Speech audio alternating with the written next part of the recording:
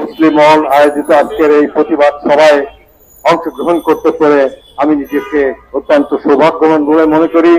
আমি আশা করি মুসলিম ওয়ার্ল্ড এরকম প্রোগ্রাম করে তাদের নিজেদেরকে আত্মপ্রকাশ করবে এবং প্রতিটি ইস্যু মুসলমানদের কেন্দ্র করে যে সমস্ত সময় সময় করছে তার প্রতিবাদ, তার জন্য উপদেশ, তার জন্য সেমিনার সিম্পোজিয়াম করে যাবে এই আশাবাদ ব্যক্ত করে আমার একেবারে সংক্ষিপ্ত আমি কিছু বক্তব্য রাখবো।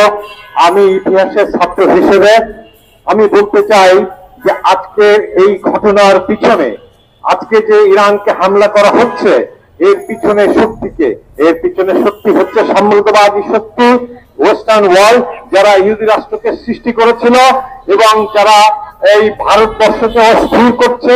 এই সবকিছুর মূলে এই পশ্চিমা বিশ্ব।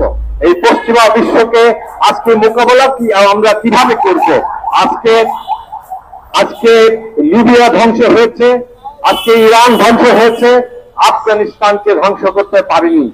তাহলে লিবিয়াকে ধ্বংস করা সম্ভব হলো, ইরাককে ধ্বংস করা সম্ভব হলো, আফগানিস্তানকে কেন ধ্বংস করা সম্ভব হলো না?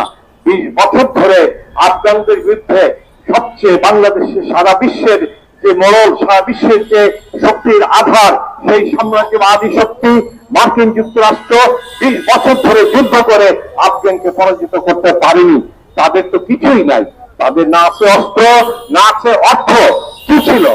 আমাদের এই চিন্তাটা করতে হবে, আমাদেরকে ভাবতে হবে আফগান যদি একটা ছোট দেশ, তারা যদি আমেরিকার মতো একটা পরাশক্তিকে, একমাত্র পরাশক্তি বিশ্বে, একমাত্র শক্তিধর রাষ্ট্র বিশ্বে তাদেরকে পরাজিত করতে পারে, তাহলে ইরানের পক্ষে পরাজিত করা সম্ভব কেন হবে না? নিশ্চয়ই হবে।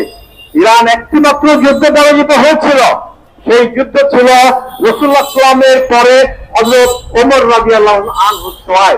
দ্বিতীয় খলিফা যখন দায়িত্ব গ্রহণ করেন তখন খালেদ বিন ওয়ালিদ সবচেয়ে ইসলামের সবচেয়ে শ্রেষ্ঠ যোদ্ধা, যাকে বলা হয় সোর্ড অফ আল্লাহ, আল্লাহ তরবারি, উনি যেখানে গেছে সেখানেই সাম্রাজ্য জয় করেছে, পদোন্নত করেছে, ইরাককে জয় করে পদোন্নত করেছে। পারস্য সাম্রাজ্য তখন বিশ্বের সবচেয়ে বড় শক্তিশালী রাষ্ট্র ছিল, শক্তিশালী সাম্রাজ্য ছিল। সেই দেশকে এই খালিদ বিন ওয়ালিদ উনি কাদিসিয়ার যুদ্ধে পরাস্ত করেছিলেন।